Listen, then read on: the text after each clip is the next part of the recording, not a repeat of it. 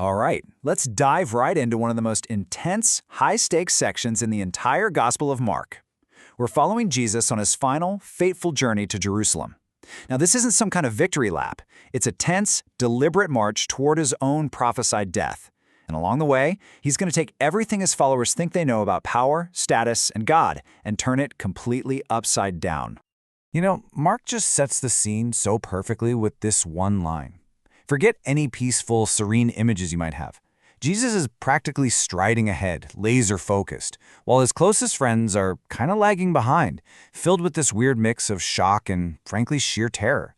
They can feel the danger waiting in Jerusalem, but they have absolutely no idea just how radical and how upside down Jesus' mission is about to get.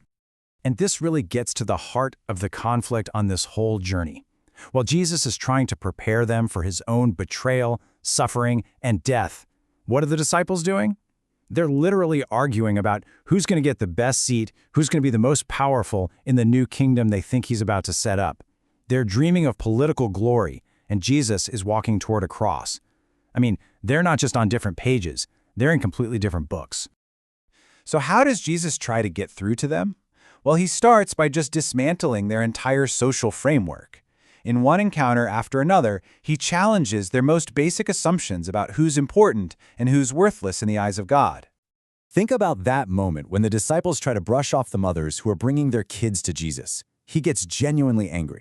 You have to remember, in that culture, children had zero social status. They were a non-entity. But Jesus, he flips that completely on its head. He says, no, the kingdom of God belongs to people like them. Why? Because kids don't try to earn their way in. They just totally depend on their parents and receive life as a gift.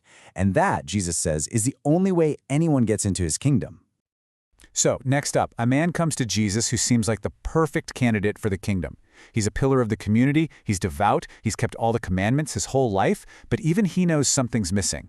So when Jesus tells him the one thing he lacks is to sell everything he owns and follow him, the man's face just falls. See, the popular belief back then was that his huge wealth was proof of God's blessing, but Jesus reveals it's the very thing holding him back. It's become a barrier, a curse. The man walks away heartbroken, and the disciples are just floored. They're like, wait, if he can't be saved, then who on earth can?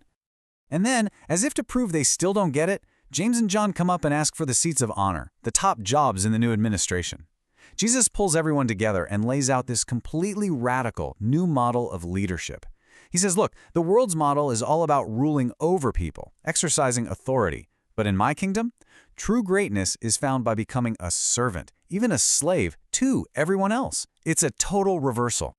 And this whole idea of servanthood, it isn't just a rule for his followers. It's the very definition of his own kingship. He is not the conquering Messiah they were all expecting. He didn't come to overthrow Rome. He came to make the ultimate sacrifice. What's really wild is that this is the third time Jesus has explicitly told them exactly what's going to happen. He uses this title, the Son of Man, which comes from the prophet Daniel and refers to this powerful cosmic figure who receives authority from God. But then Jesus connects this glorious heavenly title to a shocking earthly fate: betrayal, mockery, torture, and death. It's a crystal clear summary of his crucifixion and resurrection, but they're so locked into their vision of a glorious king that this idea of a suffering Messiah it doesn't compute. And his big entrance into Jerusalem just drives this point home. He rides in on a young colt, a symbol of peace and humility, not on a warhorse of conquest. The crowds are shouting, "Hosanna," which means "save us now." They're hoping for a military hero to kick out the Romans. They treat him like a king, all right? But they are completely missing the kind of king he actually is. And in this beautiful moment of irony, who's the one person on that entire road who truly sees Jesus for who he is? A blind man. This beggar, Bartimaeus, starts shouting out a title for Jesus, Son of David. Now, that's not just some random name. It's a powerful messianic title, identifying Jesus as the long-awaited king from David's royal line. So the man with no physical sight has the clearest spiritual vision of anyone there, seeing what even the disciples are still blind to. Okay, so Jesus has redefined power. He's redefined kingship. Now, he turns his attention to the very heart of Israel's religious life, the temple. And his critique here is just as radical and even more public. As he approaches the city, he performs this sort of living parable. He sees a fig tree that's full of leaves, which should mean it has early figs on it, but it has none. It's barren. So he curses it. Now, this isn't just a random fit of anger. The fig tree was a common symbol for the nation of Israel. The tree looks alive, just like the temple looks busy and religious, but both are spiritually fruitless. Then he walks into the temple courts and quotes the prophet Isaiah, reminding everyone of the temple's original true purpose. It was meant to be a place where all people, Jews and non-Jews alike, could come and connect with God.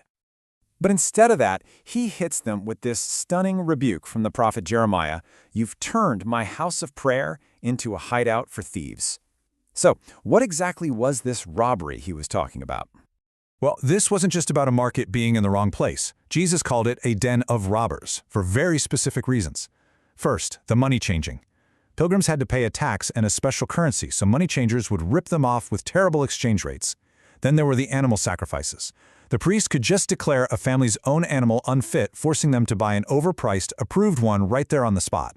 And maybe worst of all, this whole business was set up in the court of the Gentiles, the one area where non-Jews were allowed to come and pray. It was literally blocking people from getting to God. It was a system built on exploitation, not worship. And then, sitting right there, in that same corrupt temple, Jesus points out the perfect contrast. He watches the rich people making a big show of dropping huge sums of money into the offering box, but then a poor widow comes and puts in 2 tiny coins. It was everything she had to live on.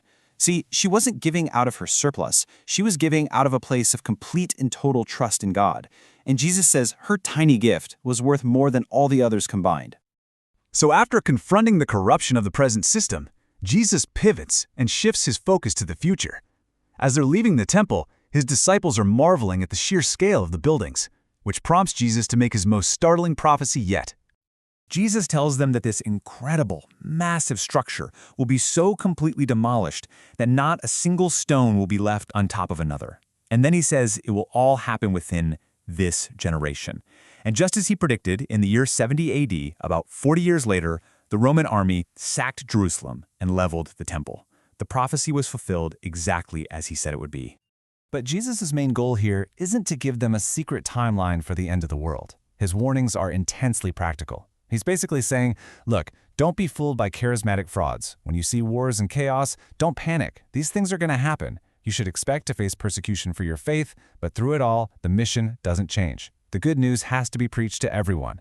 And he makes it crystal clear that the exact timing, nobody knows but the Father. Their job isn't to predict, but to be prepared, to stay watchful. And this brings that ancient question right into our world today. Jesus told his followers to watch, to be spiritually awake, alert, and ready. In our own age, which is just filled with political turmoil, endless distractions, and constant noise, what does that command to be watchful actually look like for us?